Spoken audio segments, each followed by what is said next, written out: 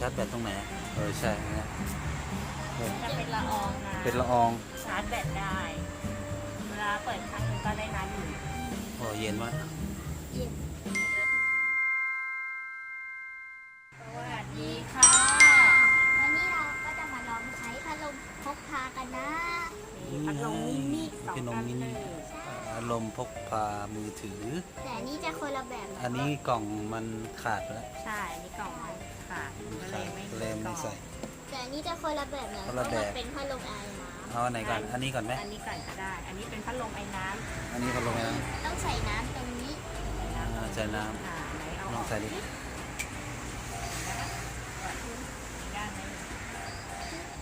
ได้หน่อยนึงแล้ว ใส่ได้ปะแกะตรงไหนตรงนี้แล้วเราก็หมุนฝาตรงนี้ออกใส่น้ำแล้วเราก็จะมาใส่น้ำค่อยๆตีเดี๋ยวมันหก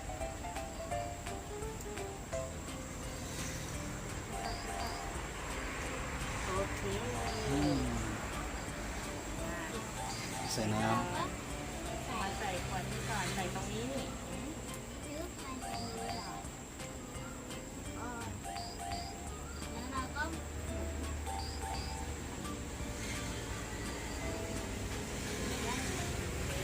นี่หมุน ตรง นี่ นี้นะหมุนตรงนี้ หมุนข้างล่าง ข้างบนก็ได้ มันจะมีแล้วนี่ใส่ ก็ปิด ปิด แล้วเราก็ปิด ตรงล็อกตรงก้นมันล็อกได้ปะ ถูกล็อกไหมโอเคหมุน นั่นเนี่ยล็อกเสร็จแล้วเวลาชาร์จแบตก็ชาร์จอันนี้เป็นแบบชาร์จแบตนะ ใช่เป็นชาร์จ USB จึ๊บ ไหนชาร์จแบตตรงไหน ปิดก่อนลูกปิดก่อนลูก ตรงนี้ อ๋อเนี่ยให้ชาร์จแบต ชาร์จแบตตรงนี้อันนี้เป็นปุ่มเปิดปิดนะ เปิดปิดลองดิ ใช้มันจะเปิดนี้แล้วก็ให้เราจับตรงนี้แล้วก็กด ในน้ำออกไง ด้านไหน ออกวะ นี่ น้ ง่ายเห็นไหม ำอ๋อ มันเป็นพัดลมไอน้ กดอ๋อลองนี่รูน้ำอยู่ตรงนี้ ใช่น้ำจะออกตรงนี้ ลองเปิดแล้วก็พ่นน้ำดิ แล้วก็เดี๋ยวจะพ่นน้ำให้ดูนี่ เอาแค่นี้นะ ใช่ก็จะเป็นพัดลมไอ้น้ำเห็นไหม ใช่เนี่ย จะเป็นละอองนะ เป็นละออง ใช่ ำให้เราสดชื่น สดชื่น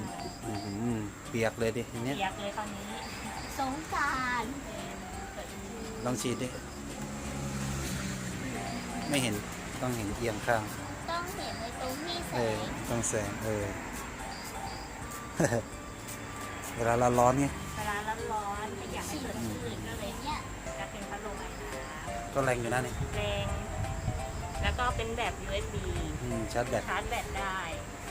เวลาเปิดครั้งหนึงก็ได้นานอยู่ เวลาใช้ก็ทำอย่างนี้แล้วก็ โอ้ยเต็มหน้าเลยฉีดดิเต็มหน้า ฉีดแม่ดิ เวลาใช้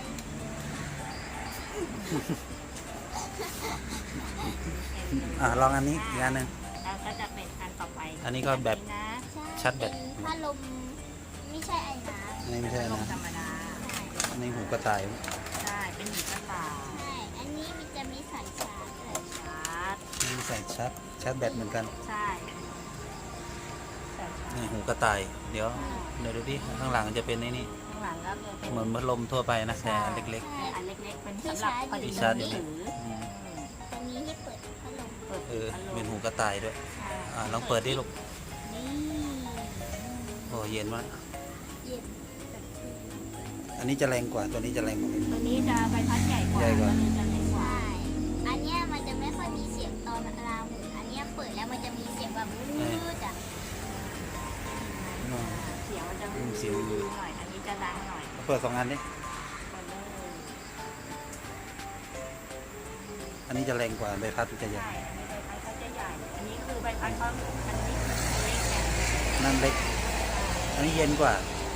เล็กกว่า อันนี้ใบพัดมัน เล็ก แต่ว่าถ้า ๆแต่อันนี้จะโดนใบพัดนะ แต่อันนี้อันนี้ใบพัดเขาจะแข็งไงถ้าโดนมือก็จะเจ็บ โดนมือเจ็บเลย ใช่แต่มัน อืม มันจะปลอดภัยนิดนึง เย็นลองฉีดดิพ่นอีกรอบ ใ ฉีดที่ อื้อ โบ หือย เต็มหน้าเลย นี่เปียก เปียกร้อนๆเลยช่วงนี้ มี ร้ น่า อน ชอบ เราต้องมีพัดลมพกพากัน ฉีดน้ำแล้วเย็นขึ้นกว่าเดิมเลยเย็นสดชื่น มีน่าชอบไหม ใช่ชอบวันนี้สุดๆเลยมีน้ ชอบไหมลูก ำชอบ ถ้าชอบก็ อย่าลื